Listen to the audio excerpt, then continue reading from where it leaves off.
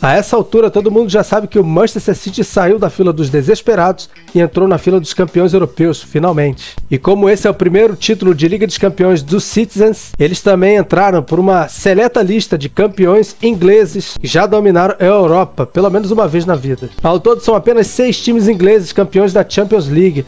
E nesse vídeo aqui eu vou te dar essa lista. Então vamos lá. E o começo, óbvio, vou começar de baixo para cima.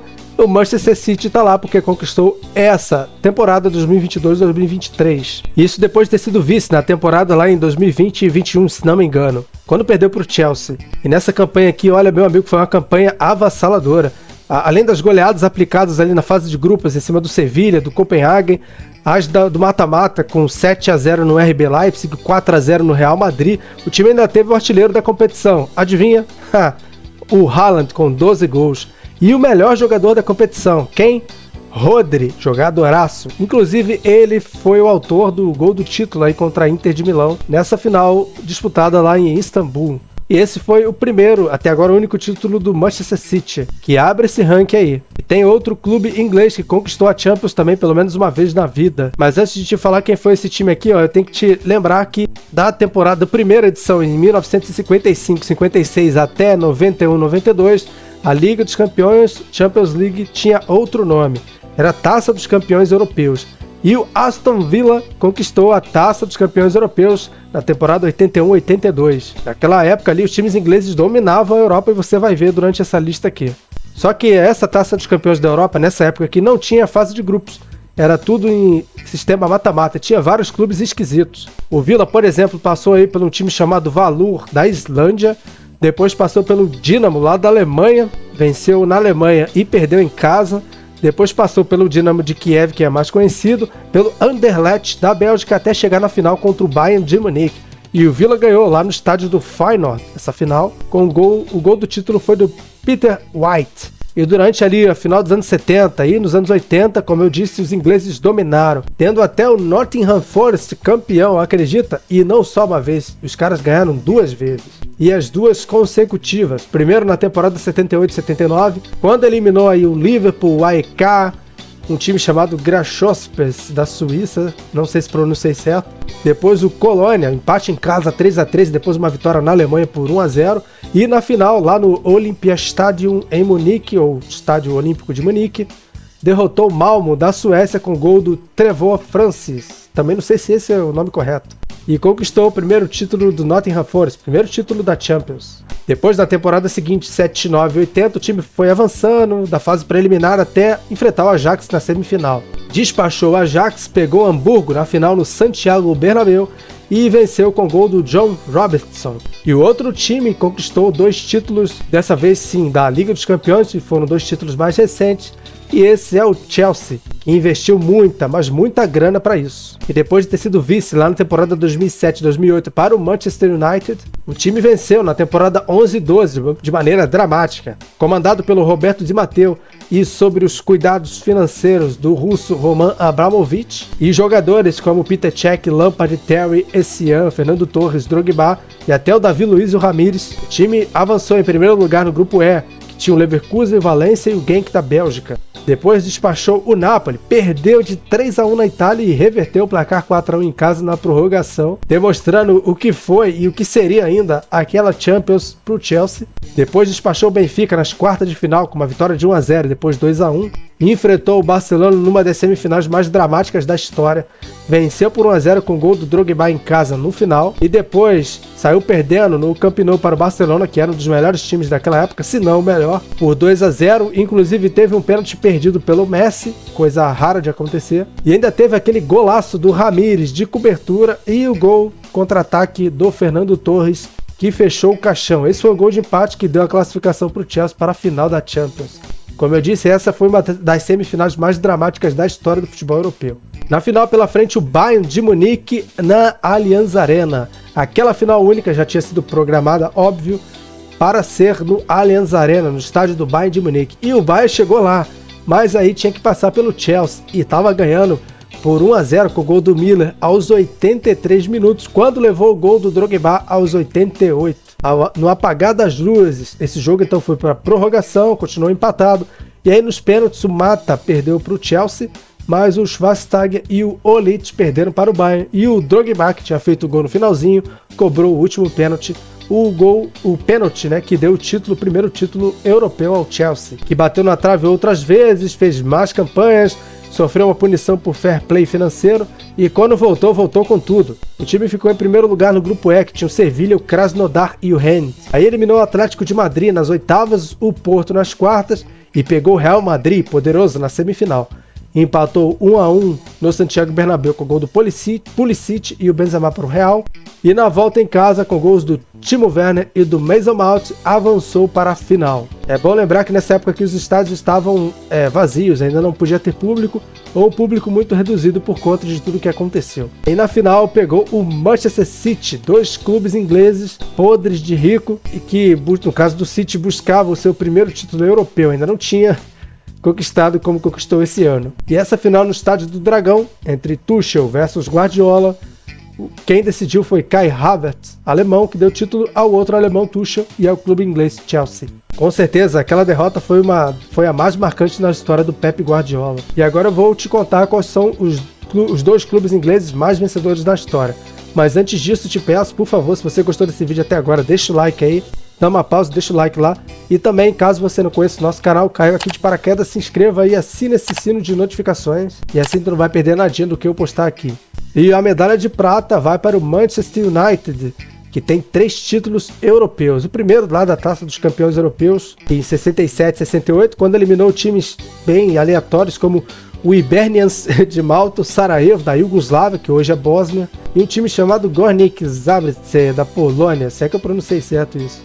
E aí pegou o Real Madrid na semifinal, ganhou de 1-0 e depois empatou em Madrid por 3-3, quando perdia por 2-0 até os 75 minutos. Na final pegou o Benfica no Wembley e venceu por 4-1. Teve até gol do Bob Charlton, histórico, lendário jogador inglês que tinha sido campeão da Copa do Mundo em 66. Foi preciso esperar anos e mais anos para o United voltar a comemorar um título de Champions League. Isso aconteceu de maneira super dramática lá em 98 e 99. Naquela época o United já tinha vencido a Premier League e a FA Cup, buscava ser o primeiro time inglês a conquistar a tríplice coroa. E hoje sabemos que o City desse ano passou a ser o segundo. Mas antes quem abriu a porteira foi esse aí, ó, poderoso United dessa temporada, que passou em segundo no grupo D, que tinha o Bayern de Munique, guarda esse nome, também o Barcelona e o Brøndby. Nas quartas eliminou a Inter, na semi eliminou a Juventus 1-1 em casa e estava perdendo por 2-0 na Itália quando virou com gols do Roy Keane, do York e do Andy Cole, nomes importantes. E foi para a final voltar a enfrentar o Bayern de Munique, nessa final lá no estádio do Barcelona, no Camp Nou. E aí, meu amigo, essa foi uma das finais mais dramáticas da história do futebol, uma das viradas mais surreais, porque o Bayern abriu o placar com o Basler, mas nos acréscimos, isso mesmo, no apagar das luzes, o Sheringham e o Solskjaer em 2 bolas viraram e deram o título ao United do técnico Alex Ferguson. E essa, claro, é uma das viradas mais surreais da história do futebol. Depois, na temporada 2007-2008, de novo sob os comandos de Alex Ferguson e com um ataque poderoso que tinha Rooney, Tevez e o Cristiano Ronaldo, o time ficou em primeiro lugar no grupo E, que tinha Roma, o Sporting e o Dinamo de Kiev. Eliminou o Lyon nas oitavas 1-1 e depois 1-0 com o gol do Cristiano Ronaldo.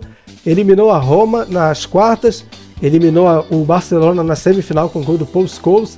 E na final enfrentou o Chelsea, que tinha eliminado o Liverpool, domínio total dos clubes ingleses. Outra final dramática, Cristiano Ronaldo abriu o placar, Frank Lampard empatou, então foi para os pênaltis. O Gajo, que era obcecado por conquistar esse título da Champions, perdeu o pênalti, mas para sorte dele, na última cobrança, o John Terry também escorregou e perdeu. E nas cobranças alternadas, o Anelka desperdiçou. E assim, o United conquistou mais um título, o terceiro da Champions League. De lá para cá, mais nada. E o primeiro lugar dos clubes ingleses que venceram a Champions League está disparado, hein? O Liverpool, maior campeão inglês europeu, que dominou na época da Taça dos Campeões Europeus, na temporada 76-77, quando derrotou o Borussia Mönchengladbach no Estádio Olímpico por 3-1, Olímpico de Roma.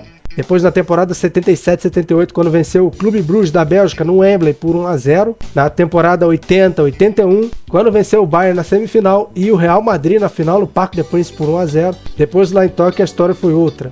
Aí o time deu uma folga, deixou outros clubes vencerem, voltou a vencer em 8-3, 8-4. Dessa vez a Roma, no Estádio Olímpico de Roma, nos pênaltis, depois do empate por 1-1. Finalmente o tempo se passou e na Liga dos Campeões o Liverpool só voltou a vencer na temporada 2004-2005 e também, assim como o Chelsea, assim como o United, o Liverpool também pode se orgulhar de conquistar um título surreal, pelo menos a final. O time ficou em segundo lugar no grupo A, que tinha o Mônaco, o Olympiacos e o Deportivo La Coruña.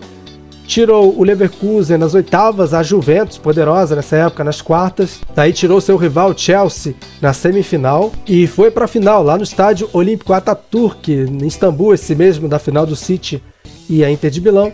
Pegou o poderoso Milan e no primeiro tempo foi embora pro intervalo com 3-0 nas costas. E no intervalo eu não sei o que o treinador, o espanhol Rafa Benítez, disse ou deu para os seus jogadores no intervalo. Eu só sei que quando virou o jogo foi outro. E com gols do Gerrard, do Smisser e do Xabi Alonso, o Liverpool empatou aquela partida que já estava perdida.